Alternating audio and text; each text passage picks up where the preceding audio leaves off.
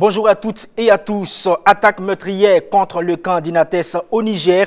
Au moins 71 soldats tués, 12 blessés et des portées disparues. C'est la plus lourde perte infligée à l'armée nigérienne depuis que le pays fait face aux défis djihadistes. L'assurance maladie universelle ambitionne de protéger les populations les plus pauvres contre les risques de maladie. Mais comment intégrer les plus pauvres des pauvres, ceux qui ne peuvent même pas cotiser un sou? La Caisse nationale d'assurance maladie universelle a son plan. Vous en saurez davantage au cours de cette édition. Enfin, nous irons à la découverte de Naba Zungrana, le fils de Ouedraogo et petit-fils de Yenenga, à travers le mausolée qui lui est dédié. Gildas Da et Constantin nous emmèneront à Kontega, à quelques encablures de Tenkodogo, pour un petit cours d'histoire. Bienvenue à vous tous sur LCA, la chaîne au cœur de l'Afrique. Tout d'abord, le Niger, où 71 militaires ont été tués ce mardi à Inates, à la frontière nigéro-malienne. C'est le bilan livré par le ministère de la Défense nigérienne, lu à la télévision nationale hier.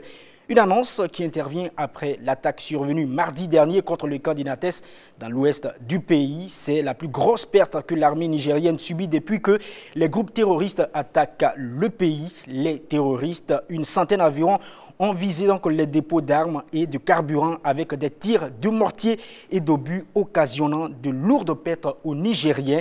Le président Mahamadou Issoufou, qui participait au Caire en Égypte à la conférence sur la paix durable, la sécurité et le développement en Afrique, est rentré précipitamment à Niamey. Eh bien, cette attaque meurtrière a aussi entraîné le report du sommet du G5 Sahel en France pour début janvier 2020.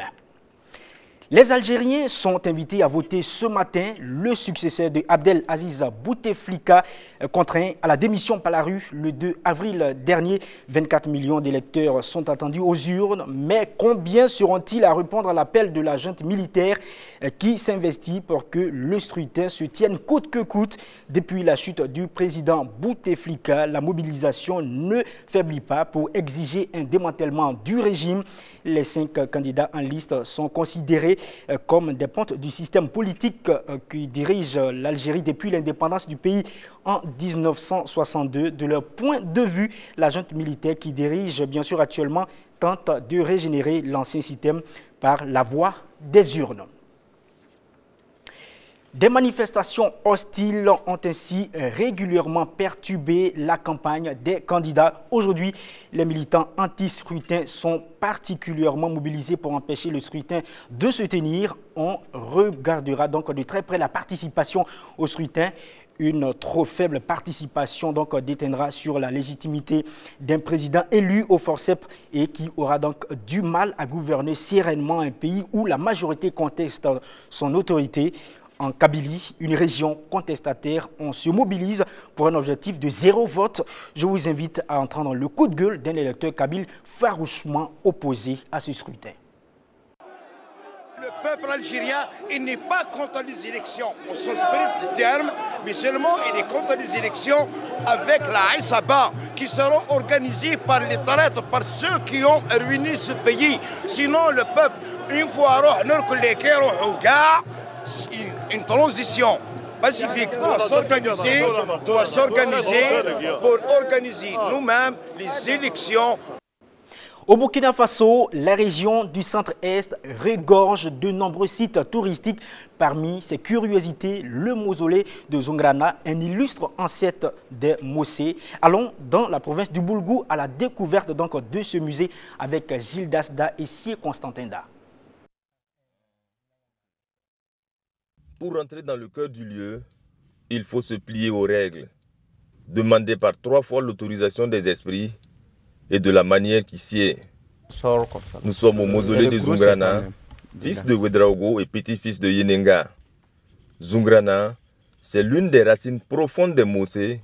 Il fut aussi Naba de Zungrantenga, encore appelé Tenkodogo. Il ne faut pas penser que Zungrana est décédé et qu'on l'a enterré.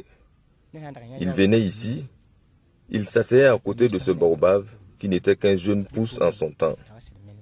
Il disait que s'il disparaissait, une tombe allait apparaître à côté de ce même baobab. Puis un jour, il a disparu mystérieusement. Il est sorti avec sa première épouse, son esclave et son cheval. Ils sont allés sur le rocher que vous voyez et ils ont disparu. Il y a toujours les traces de pas. Mais on pense qu'il s'est enfoncé dans la roche. Le fils de Ouédraogo, selon la légende, disposait de capacités exceptionnelles.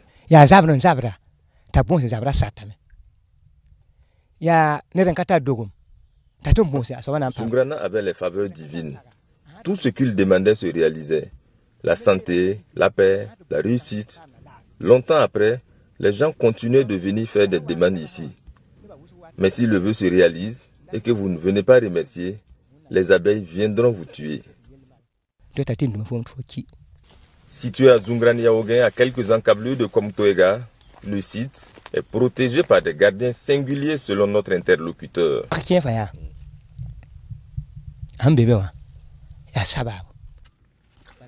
Le bois qui se trouve dedans est là pour une raison précise. De son temps, Zungrana avait des animaux de compagnie particuliers. Une panthère lui servait de chat et un lion en guise de chien. Le boa, lui, était son compagnon. C'est toujours un boa qui garde jalousement les lieux. Vous ne pouvez pas rentrer s'il n'est pas d'accord.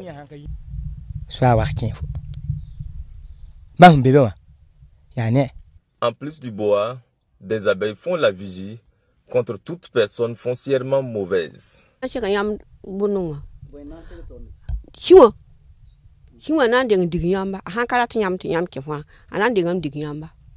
Relatant l'un des pans les plus importants de l'ethnie Mouaga, le site est pourtant délaissé. Des herbes, de la broussaille y pilulent. Les voies d'accès sont inexistantes. Pourtant, ce lieu pourrait valoir beaucoup de lauriers à la province et au Burkina Faso. Il est maire et désormais aussi chef traditionnel. Lui, c'est Armand Roland-Pierre Bewende, maire actuel de la ville de Ouagadougou. Il a été donc couronné chef traditionnel de son village Tansoptenga, situé donc à une dizaine de kilomètres de la capitale Ouagadougou. C'était le mardi dernier. Le nouveau chef a pris pour nom de guerre Naba Sonré, ce qui signifie en langue morée l'or brille sous le soleil.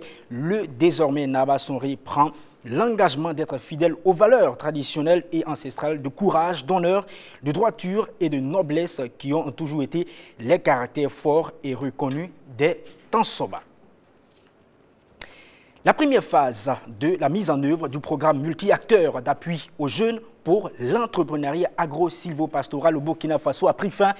Prévue pour une durée de 3 ans, cette initiative a permis la formation et le renforcement de capacités de 600 jeunes, dont 49% représentent la junte féminine de 4 régions du pays. L'heure est au bilan. Et hier, les initiateurs étaient face à la presse. Amen Anema pour plus de précisions.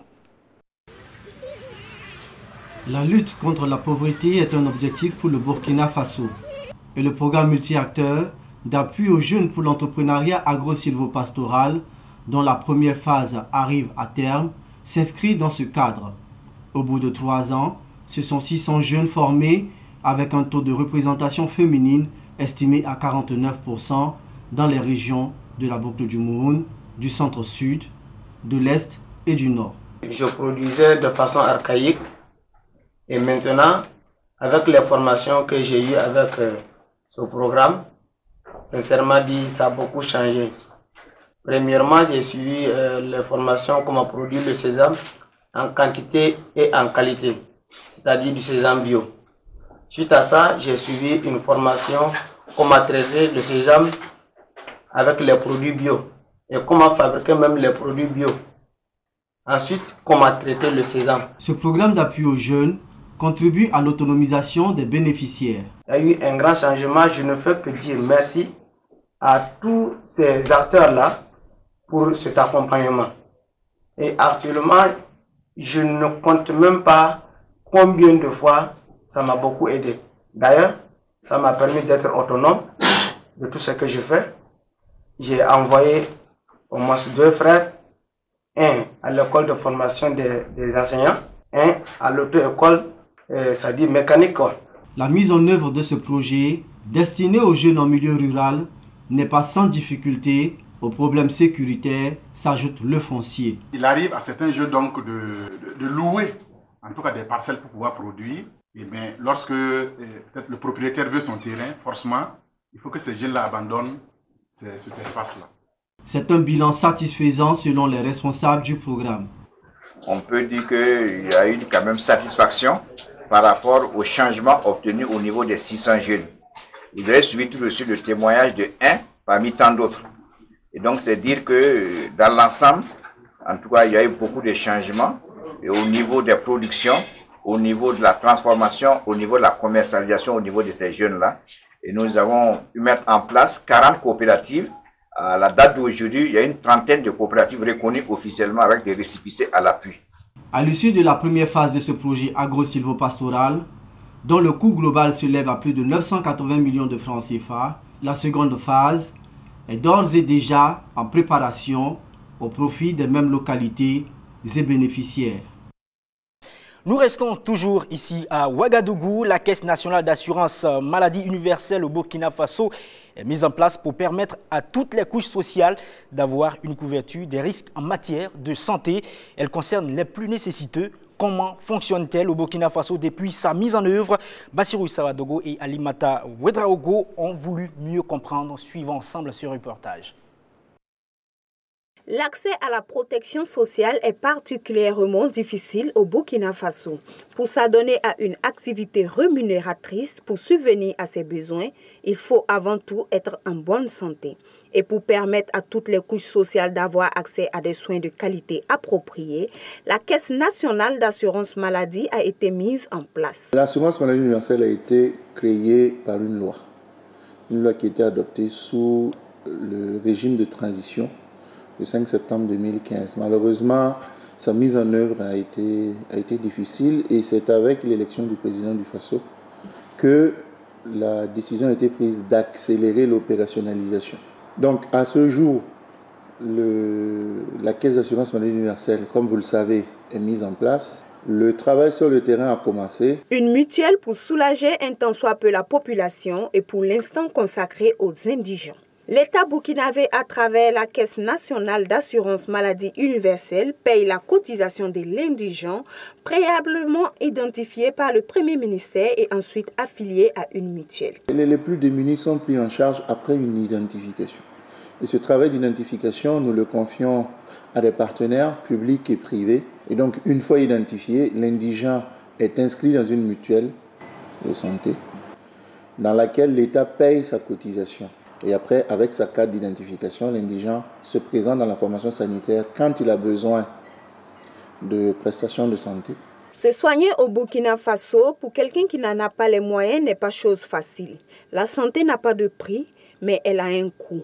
La mutuelle compte ainsi apporter son aide. C'est une prestation sociale organisée par l'État qui permet de couvrir, par une mise en commun des risques et des ressources, les frais de soins de santé et de maternité des populations. Direction le pays de Paul Kagame. À la suite du Kenya, le Rwanda supprime la TVA sur les serviettes hygiéniques, une mesure qui devrait permettre de réduire les prix de ces produits de 18% au moins pour qu'ils soient à la portée des filles. Une étude menée en 2017 a révélé que le manque d'accès aux serviettes hygiéniques pouvait justifier le fait que de nombreuses filles abandonnent l'école à l'âge de 16 ans. La détection de ces produits réjouit les ONG féminines qui militent pour que les filles aient accès donc à ces produits de première nécessité.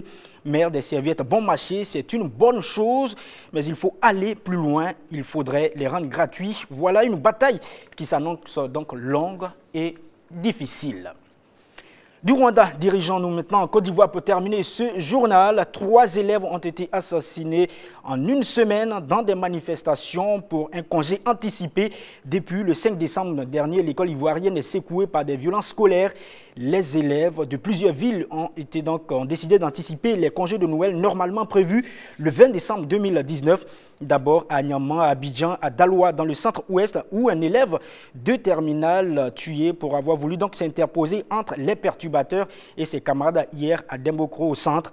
Une situation déplorée par la ministre de l'Éducation nationale qui annonce d'ailleurs la radiation des élèves qui ont commis ces actes des établissements publics et privés.